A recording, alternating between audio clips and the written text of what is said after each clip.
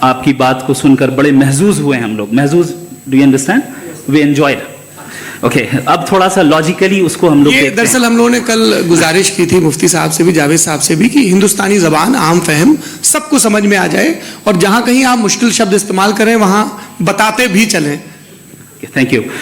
تو سب سے پہلے ہمارے ریسپیکٹڈ جاوید صاحب نے حوالہ دیا کہ خدا فانی ہے.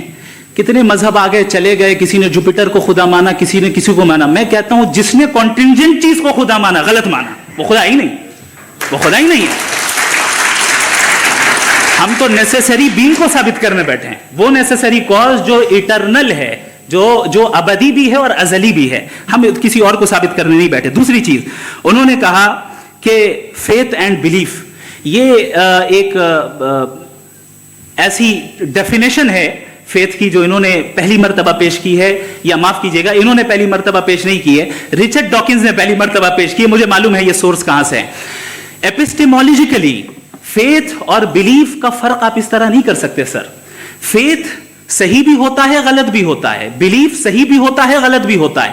جو لاجک, ریزن اور ایویڈنس سے بیکڈ ہوگا وہ فیتھ صحیح ہوگا. اور آپ جس فیتھ کی بات کر رہے ہیں کہ ان لاجیکل ہے اور اس کے پیچھے نہیں ہے, تو we are on the same page. ہم نہیں مانتے اس فیتھ کو. جو فیتھ ایسا ہو جس کے پیچھے کوئی لاجک نہ ہو, ایویڈنس نہ ہو, ہم نہیں مانتے. ہم تو اس فیتھ کے قائل ہیں جس کے پیچھے لاجک ہو اور ایویڈنس ہو. تو بلیف صحیح بھی ہوتا ہے, غلط بھی ہوتا ہے. فیتھ بھی صحیح ہوتا ہے اور غلط بھی ہوتا ہے. تو آج فیتھ اور بلیف کے ڈفرنس پہ بات نہیں ہو رہی. آج آپ چاہے فیتھ ایکسپٹ کر لیں یا بلیف ایکسپٹ کر لیں, آج یہ بات ہوگی کہ ٹروتھ کیا ہے.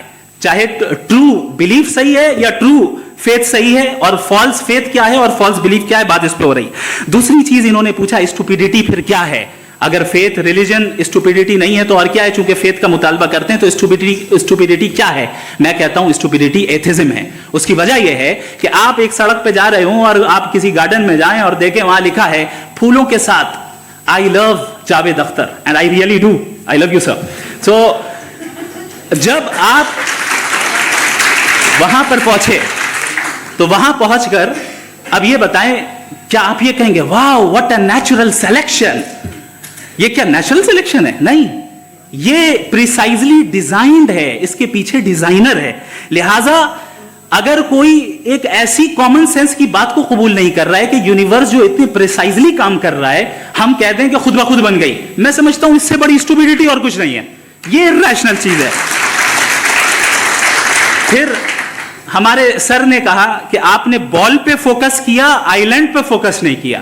ارے آئی لینڈ کو کس نے بنایا یہی سمجھانے کے لیے تو بال کی مثال دے رہا ہوں.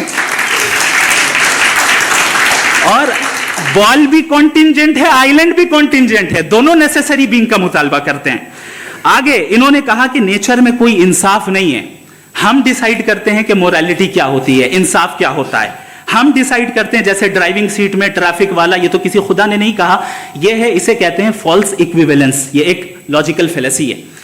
آپ نے جو ہے مثال دی ڈرائیونگ کی اور ٹریفک کی, یہ سبجیکٹو مورالیٹی ہے.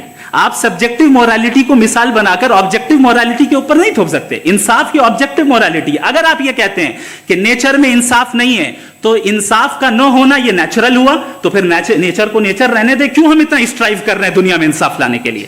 یہ تو illogical بات ہے, irrational بات ہے. اس لیے بہت سی چیزیں ایسی ہیں جو آبجیکٹیولی جو ہے ایول یا گڈ ہیں, اور بہت سی چیزیں ایسی ہیں جو سبجیکٹیولی ہیں. سبجیکٹیولی جو مورل ہوتا ہے یا امورل ہوتا ہے اس کو ہم سوشل کنسنسس سے یا پرسنل پریفرنس سے ڈیسائیڈ کرتے ہیں. لیکن جو آبجیکٹیو مورالیٹی ہے جس میں انصاف آیا, جو انہوں نے بار بار ریپیٹ کیا, یہ آبجیکٹیو ہے, سبجیکٹیو نہیں ہے. اگر آپ کہتے ہیں یہ سبجیکٹیو ہے تو میرا سوال آپ سے یہ ہے, کیا سوشل کنسنسس کے ذریعے اگر ظلم کو صحیح قرار دے دیا جائے گا تو آپ ظلم کو جسٹیفائی کریں گے؟